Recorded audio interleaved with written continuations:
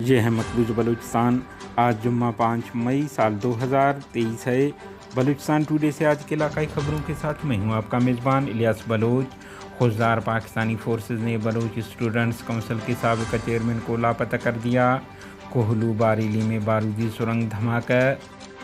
پنجگور مقامی ٹھیکیدار ہمیں اغوا کرنے اور نعش پھینکوانے کی دھمکی دے رہا ہے۔ عمائدین کی پریس کانفرنس۔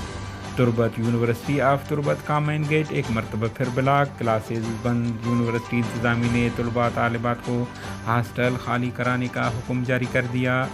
دال بندین پشین نوشکی مسلح افراد کی فائرنگ سے 3 افراد ہلاک۔ ڈیرہ بگٹی مدرسے سے 15 سالہ بچے کی نعش برآمد۔ ہب میں فیکٹری محافظ نے خودکشی کر لی۔ گوادر روڈ حادثہ، ایک شخص ہلاک، 4 زخمی ہو گئے۔ تربت بجلی کی معطلی خلاف تربت میں دکانداروں اور علاقہ مکینوں نے تھرمامیٹر چوک نیشنل بینک کے سامنے روڈ بلاک کر دیا۔ خوزدار قابض پاکستانی فورسز اور خفیہ اداروں کے اہلکاروں نے آج 10 بجے بلوچ اسٹوڈنٹ کونسل فیصل آباد کے سابق چیئرمین، طالب علم رہنما، نجی اسکول استاد جاوید ولد بشیر کو بولان کالونی خوزدار ان کے دکان سے حراست میں لے کر جبری لاپتہ کر دیا ہے۔ کوہلو باریلی میں کچے راستے پر نصب بارودی سرنگ دھماکے سے پھٹ گیا، جس سے کوئی جانی نقصان نہیں ہوا، تاہم بتایا جا رہا ہے کہ بارودی سرنگ اس وقت پھٹا جب وہاں سے گدھا گزر رہا تھا۔ علاقائی ذرائع کا کہنا ہے کہ گزشتہ روز بلوچ لبریشن آرمی BLA کی جانب سے باریلی سمیت دیگر علاقوں میں پمفلٹ تقسیم کیے گئے تھے۔ پنجگور گچ کے عمائدین نے پریس کلب پنجگور میں پرہجوم پریس کانفرنس سے خطاب کرتے ہوئے کہا ہے کہ حافظ زاہد حسین نے علاقائی نمائندے کی حیثیت سے عوام کی مشکلات کو مد نظر رکھتے ہوئے واٹر سپلائی اسکیموں کے کاموں میں تاخیر پر محکمہ پبلک ہیلتھ کے دفتر گیا تھا اور ترقیاتی منصوبوں سے متعلق دریافت کیا۔ اس بات کا پتہ جب ٹھیکیدار مجیب الرحمان ساجدی کو ملا تو مورخ 28 اپریل کو بذریعہ فون کال کر کے سنگین نوعیت کی دھمکیاں دیں اور اغوا کر کے لاش ویرانے میں پھینکنے کی بھی دھمکی دی ہے۔ دال بندیں گزشتہ شب نامعلوم افراد نے فائرنگ کر کے جمیل احمد گورگیج سکنہ کلی غریب آباد دال بندین کو قتل کر دیا اور نعش شمشان گھاٹ کے قریب پھینک کر فرار ہو گئے۔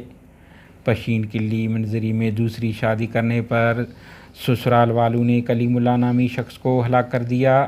نوشکی شاٹ گن کی گولیاں لگنے سے زخمی ہونے والے کامران ولد شیر دل خان قبیلہ مینگل نامی شخص دوران علاج زخموں کی تاب نہ لاتے ہوئے چل بسے ہیں۔ پولیس کے مطابق انہیں گزشتہ روز نوشکی میں گولیاں لگی تھیں، جس کے بعد انہیں ٹیچنگ اسپتال نوشکی منتقل کر دیا گیا تھا۔ بلوچستان کے ساحلی شہر گوادر پلیری کے مقام پر تیل بردار 2 ضمیات آپس میں ٹکرا گئے، جس کے نتیجے میں نعیم بزنجب سکنہ نگوری وارڈ گوادر نامی شخص ہلاک، جبکہ 3 افراد شدید زخمی ہو گئے۔